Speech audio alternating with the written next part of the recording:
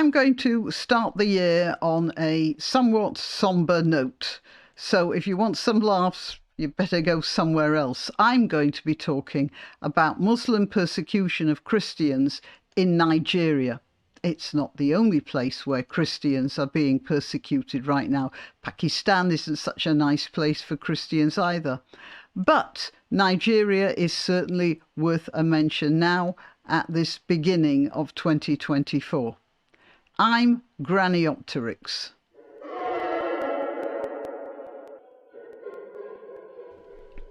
So before I get on with talking about Nigeria, I want to describe to you how my family celebrated the turning of the year.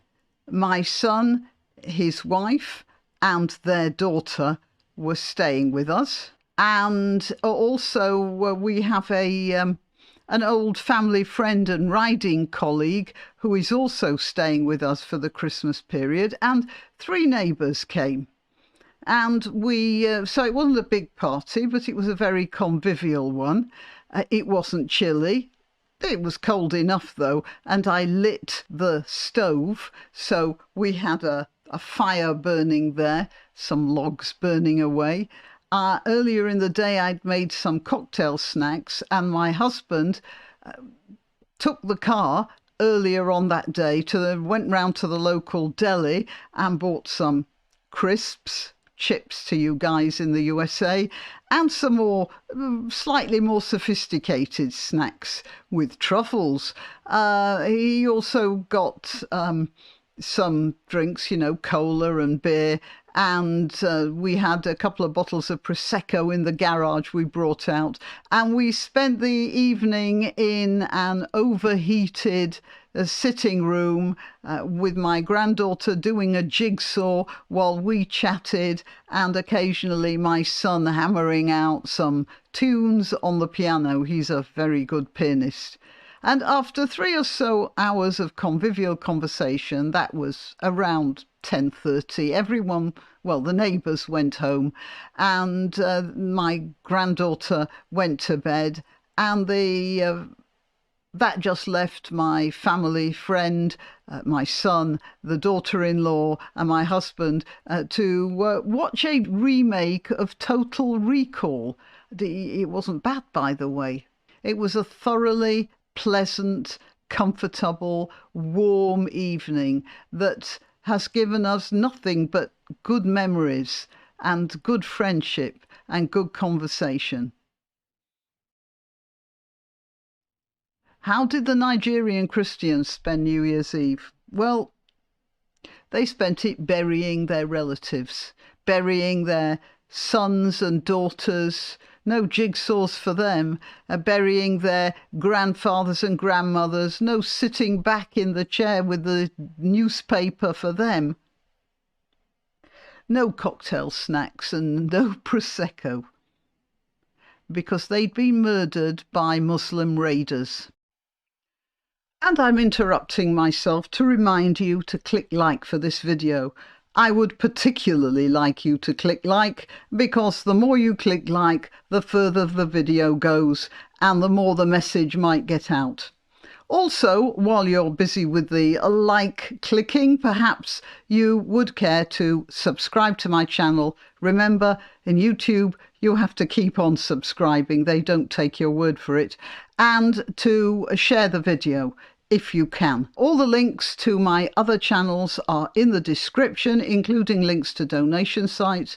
I'm always very grateful for donations, but clicking like is the best way you can help this video and my channel generally. This says, attacks across Nigeria's Central Plateau state on Christmas Eve left at least 160 people dead and about 300 others injured. And how many hundreds traumatized for the rest of their lives, bereaved, mourning, their lives broken.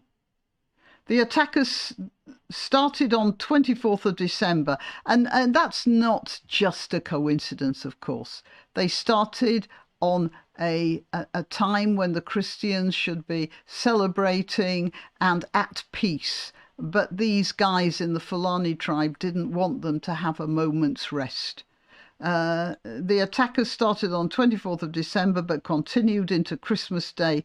They targeted 20 Christian villages across the Bokos and Barkin Ladi areas of Plateau State.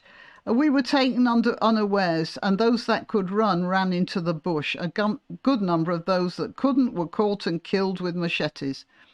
So that would have been the old people, I suppose, and the very young.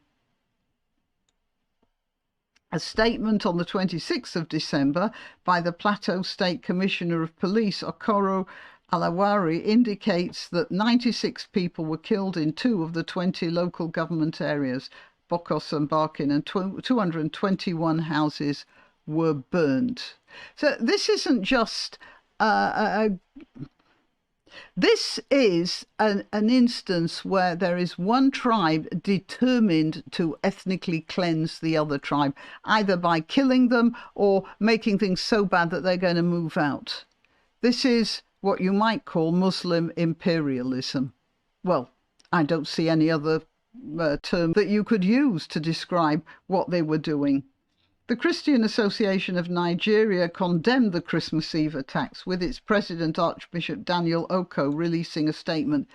So you can condemn as much as you like, but I would like to point out that there are parallels between this and what happened in Israel a couple of months ago. And Israel has been condemning what Hamas was doing for a long time. The only thing that's stopping it, and it's not stopping it entirely, by the way, there are still rockets showering Israel, is actual return violence. Well, these people are peaceful farmers. How are they going to protect themselves? And it seems like the Nigerian government just doesn't want to get involved.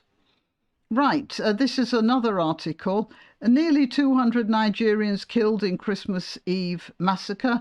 This is International Christian Concerns online magazine, persecution.org.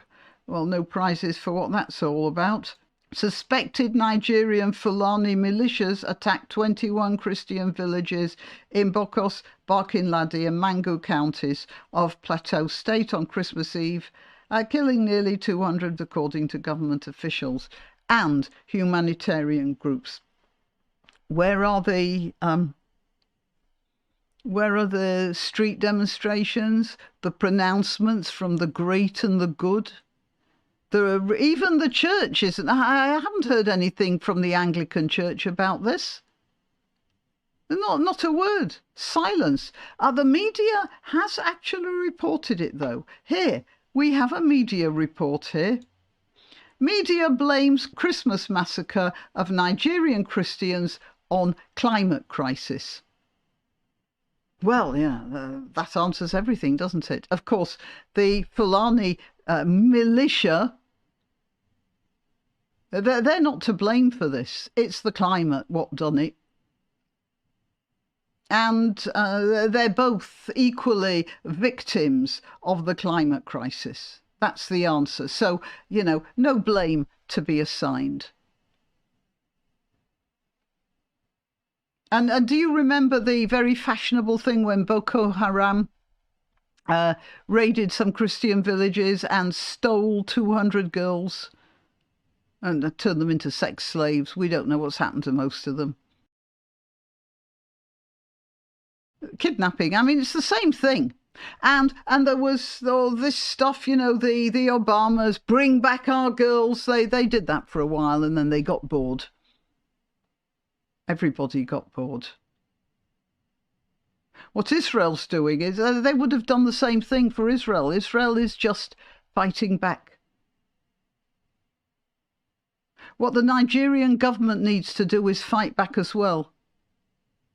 Believe me, Nigeria, if you do that and you kill a lot of, so-called innocent Fulani tribespeople, nobody's going to take any notice. They're all going to be looking at Gaza. Seize your chance. If you have the wherewithal and the guts to do it. But somehow I don't think the Nigerian government does have the wherewithal. Well, the guts, certainly. This is a terrible situation. And it's not being talked about either by the Nigerian government that much or the Western media here, except in the context of climate crisis. It's a disgrace.